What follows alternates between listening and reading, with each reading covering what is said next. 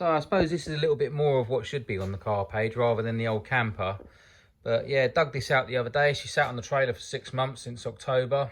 Looking a bit sorry for herself, unfortunately. A couple of bits and bobs missing, i.e. the boot.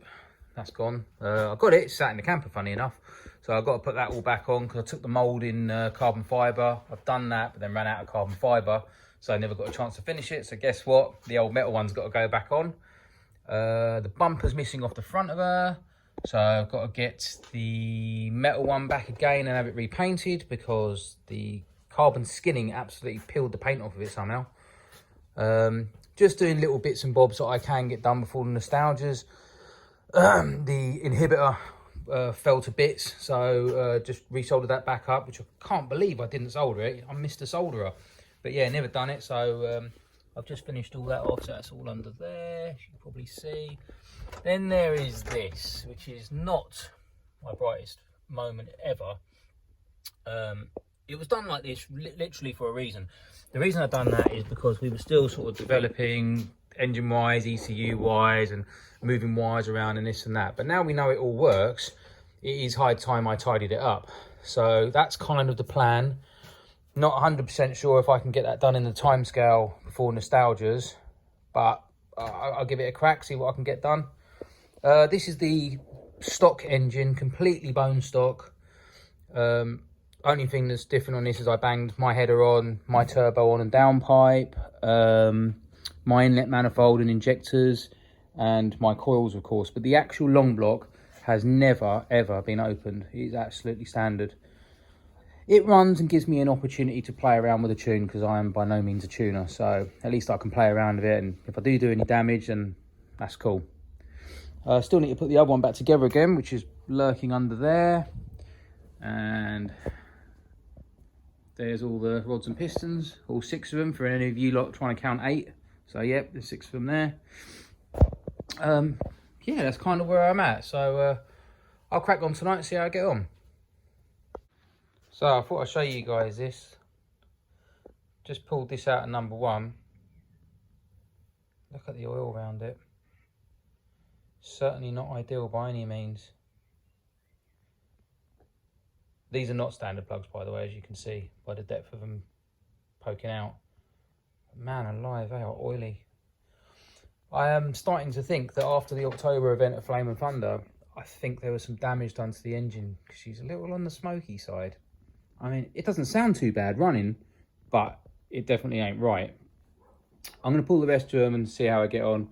Maybe I have to run a compression test on it and see how that goes down. Alright, so I got all the plugs out, and it ain't the prettiest.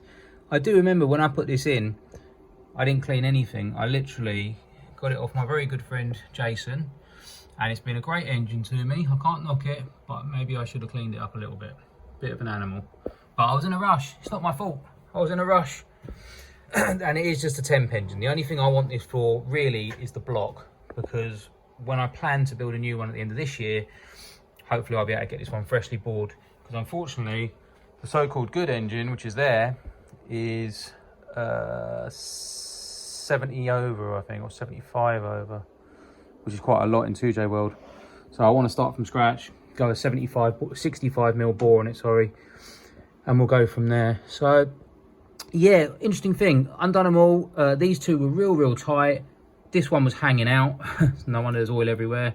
This one was finger tight, that one was finger tight, and that one there was really tight. But yeah, I'm going to give these all a clean up now, clean the plugs up. I don't want to go too mental on it. It is just like a test engine, and then see if I can get to working on these wires a little bit. It's not all going to get done today, by the way.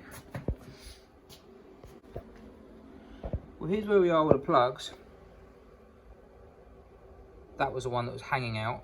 That's the one that was finger tight. And this little one was a pain to get out. And that one was really tight. So this time I'll go across the board, clean them all up, make sure they're all good to go. And that might be where my misfire was. Could be from him. No, him. Could be from that one.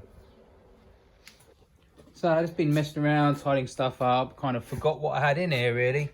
Sort of dismantled a lot of gear, pulled all the chute apart and all that kind of gear. And then I pulled the battery out. I just noticed the battery it just looked weird. It looked like there was glass or something in it. Look at this. Epoxy thing's filled out of water. So, yeah, I couldn't find the drill at the time, but I'll bang a hole in that tomorrow and drain it all out. But I just couldn't believe it. I guess that's where I've left it without a boot. These things happen, don't they? Now you make a carbon fibre boot and you don't replace the boot. I did cover it with a tarp, believe it or not. But yeah, it seems to have filled up the boot. But yeah, there's definitely some work to be getting done this weekend.